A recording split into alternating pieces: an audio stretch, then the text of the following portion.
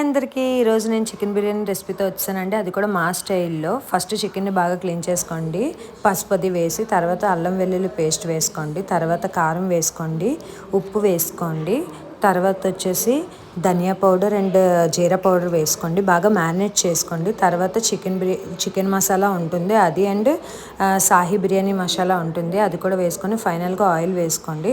తర్వాత అందులో పచ్చిమిరపకాయలు అండ్ ఆల్సో పచ్చిమిరపకాయలు, మీకు తగ్గట్టుగా కొంచెం కొత్తిమీర పుదీనా వేసుకొని మ్యారినేట్ చేసుకొని ఫ్రిడ్జ్లో 15 మినిట్స్ పెట్టుకోండి. తర్వాత స్పైసెస్ రెడీ చేసుకోండి. తర్వాత వచ్చేసి మనం మ్యారినేట్ చేసిన చికెన్ని ఇంకొక బాండీలో పెట్టుకొని స్టవ్ ఆన్ చేసేసి డైరెక్ట్గా వేసి దాన్ని ఉడికించేసేయండి.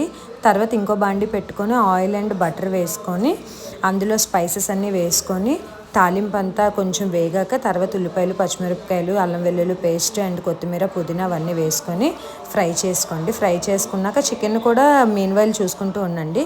తర్వాత ఇదంతా బాగా ఫ్రై అయిపోయాక అందులోని సాహీ బిర్యానీ మసాలా వేసుకోండి. టేస్ట్ కోసం చెప్తున్నాను, ఎవరికైనా నచ్చితే వేసుకోండి, లేదంటే that's your wish. And also తర్వాత మనం నానబెట్టుకున్న రైస్ వేసుకోండి, బిర్యానీ రైస్, బాస్మతి రైస్. మనం ఎన్ని అయితే తీసుకున్నామో, ఇప్పుడు మేము 4 గ్లాసెస్ తీసుకుంటే 7 గ్లాస్ ఆఫ్ వాటర్ వేసామండి, దాన్ని బట్టి మీరు క్వాంటిటీ తీసుకోండి.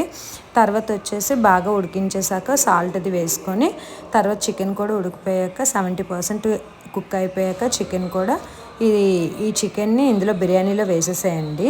మా అక్క చేసిందండి ఈ రెసిపీ, నేను చేయలేదు. కొంచెం దమ్ పెట్టండి, ఓ 10-15 మినిట్స్ అంతే. ఫైనలీ మన చికెన్ బిర్యానీ రెడీ అయిపోయింది. కానీ చాలా చాలా బాగుందండి, ఈ స్టైల్లో కూడా చాలా బాగుంది. ఒక్కసారి మీరందరూ కూడా నచ్చితే ట్రై చేయండి. వీడియో నచ్చితే లైక్ చేయండి. Bye bye.